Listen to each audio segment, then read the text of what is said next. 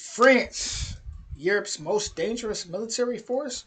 Well, this is my first time hearing about this, and I'm ready to find out why that is. So, with that being said, what's smoking on my dragons, divine, righteous, almighty, greats, overachieving, never slacking? Today, we're flying over to France, and this is from Battle Hub.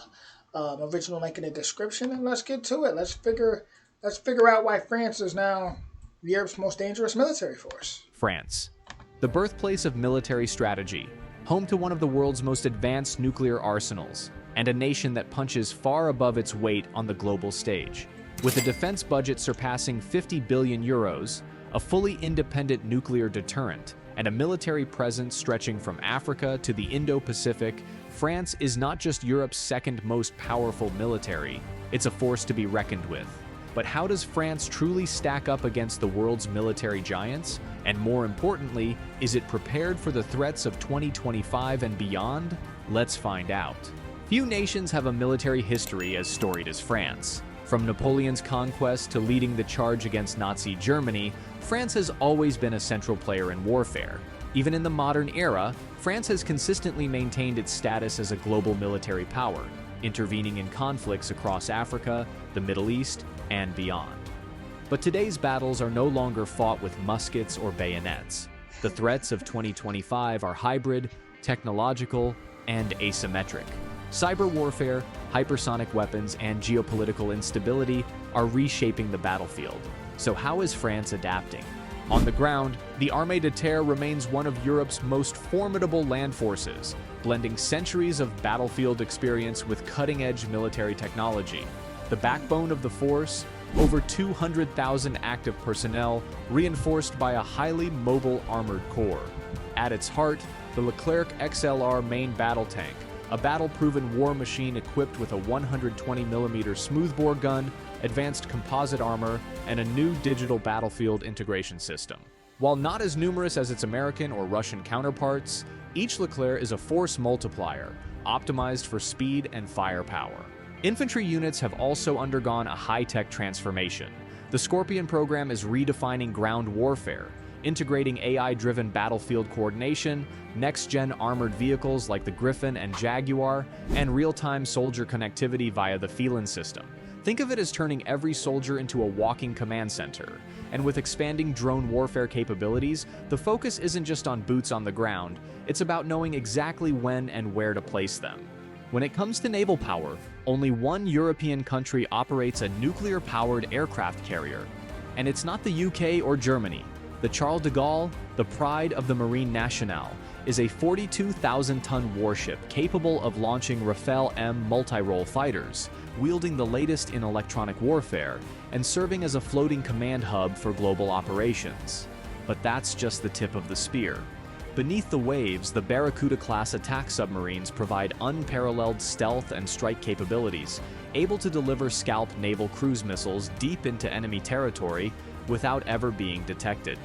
These submarines are considered some of the most advanced Without ever being detected. Puts a whole new spin on Silent Assassin right there. That is terrifying stuff right there. in the world, rivaling the latest American and Russian designs. Above the surface, the FREM multi-role frigates and the upcoming FDI-class destroyers ensure dominance in anti-submarine, anti-air, and electronic warfare. And with the expansion of the PANG program, a next-generation nuclear carrier set to replace Charles de Gaulle in the 2030s, maritime power is only getting stronger. Simply put, whether it's securing European waters or projecting power across the Indo-Pacific, these warships guarantee a blue water navy capable of going anywhere, anytime. When a nation's air force can sell fighter jets to both India and Egypt, two nations that don't exactly agree on much, you know it's doing something right. The Armée de l'Air et de l'Espace is spearheaded by the Rafale, a fighter so advanced that even allies like Greece and Indonesia are eager to get their hands on it. Capable of everything from air superiority to nuclear strike missions, it's the ultimate do-it-all jet. And speaking of nuclear capabilities, the airborne leg of the deterrent remains as sharp as ever. The ASMPA supersonic missile, carrying a 300-kiloton nuclear warhead, ensures that even in a worst-case scenario, retaliation is always on the table. Logistics are just as crucial.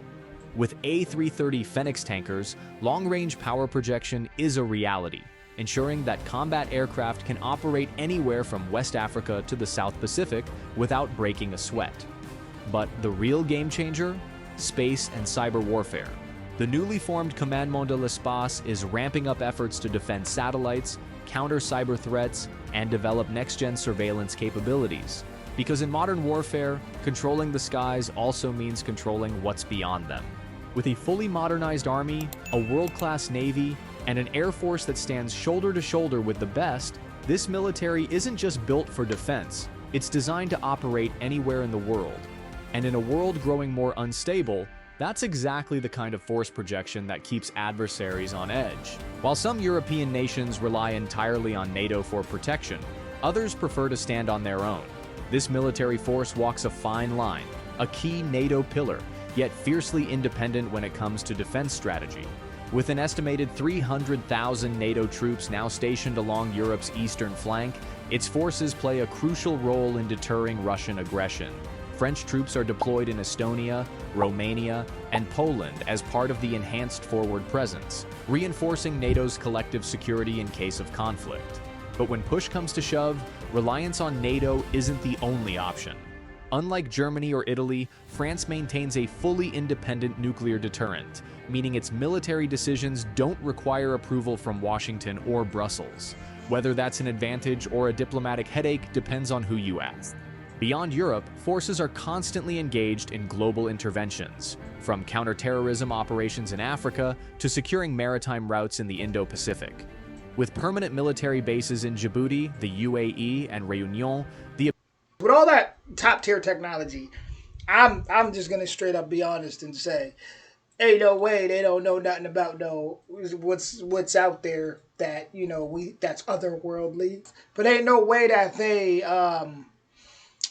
I believe they're not gonna tell us everything that they have. Just honestly, like I believe, even though this is some crazy stuff, but I personally be feeling like a lot of these governments be 100 years ahead on technology. I believe that. Even I believe when they introduce new stuff or they reveal stuff, they're already way ahead of that.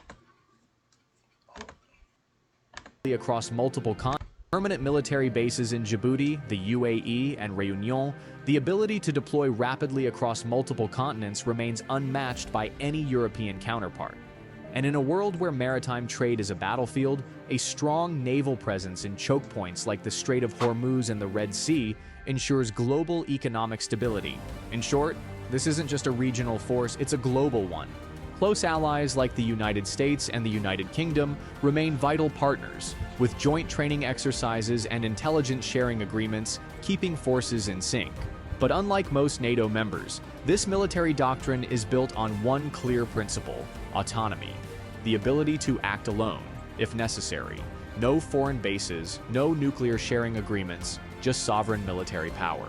Yet the threats of 2025 aren't just about tanks and warships. Cyber warfare, artificial intelligence, and space dominance will define future conflicts. And with increasing investments in these fields, a new era of warfare is already being prepared for. So, with one foot firmly planted in NATO and another on the global stage, this military isn't just defending its homeland, it's shaping the future of European defense. But what's next? Emerging threats and opportunities will determine how this force evolves in the coming years. And the answers might surprise you. Tomorrow's wars won't be fought the same way as today's. While aircraft carriers and fighter jets still dominate the battlefield, the real game changers are autonomous systems, cyber warfare, and next-gen AI integration. The Future Combat Air System, FCAS.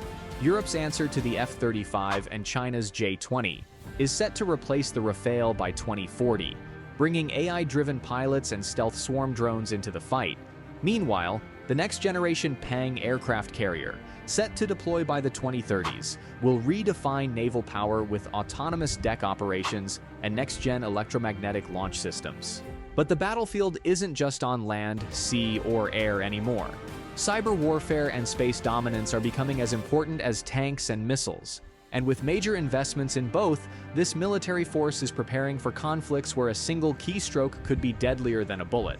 So, as the world moves into a new era of warfare, this military isn't just keeping up, it's leading the charge. The question is, will it be enough to maintain dominance in an increasingly unstable world? How I feel about all that is, as far as all this warfare, I'm just at a point where, that's cool. It's cool. Technology, especially seeing, how much things have changed since the days where they were using the muskets and all like that. Crazy, crazy, right? Um, Crazy with a couple hundred years ado. But I'm ready to hear advancements when it comes to things that are going to help with peace. And I get it, to defend your territory is needed for peace. But man, I'm just ready for a new world, bro. Like, if that makes sense to anybody watching out there, like, I feel like this has been the story my whole life. And growing up, you've always just heard about war and this going on and that going on and just conflict. And I was saying something about this not too long ago about millennials. Since we were born, it seems that we've been through so much changes with technology, with just everything. I mean, I was in what, first grade when 9/11 happened. Like, it's just always been talks of war. It's always been advancements from an iPod to an iPod Touch the next year, to the next thing, to video and everything, like MySpace and then Facebook, and like everything's just every year has been, oh, this is new, this is new, this is new, that's new, this is new, that's new, but has it really brought peace into the world? Um, has it? They're already talking about stuff in the 2030s and this and that, and it's like, I don't know. I'm giving another perspective from, I guess, a millennial's perspective. Because, there's obviously those guys out there who, everybody has their own perspective. There's people who are going to break this down a whole nother way. But just from my perspective as a 32-year-old from America, um, it just seems like there's got to be something else we could be focusing on as a whole.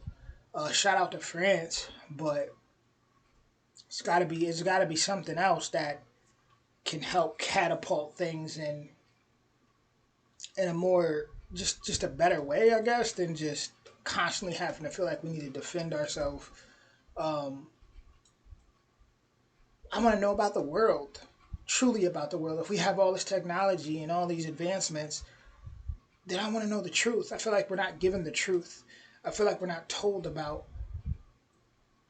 what's really in the waters and what's really in the skies. And I feel like there's even so much more to Earth than we're told. And you know, we're constantly given these stories to focus on about, oh, this person has these advancements and these and now they got this type of technology and this and that. But I just feel like the average person, we're still left in the dark and only told what they want us to know. Hey, some people are really not gonna like what I'm saying. I don't even care anymore, honestly. Like, it's just somebody's got to say something other than what they're kind of brainwashed to say. Somebody's got to be real on here. It is what it is. Y'all let me know what y'all think in the comments, and I'll be back more soon. Much love.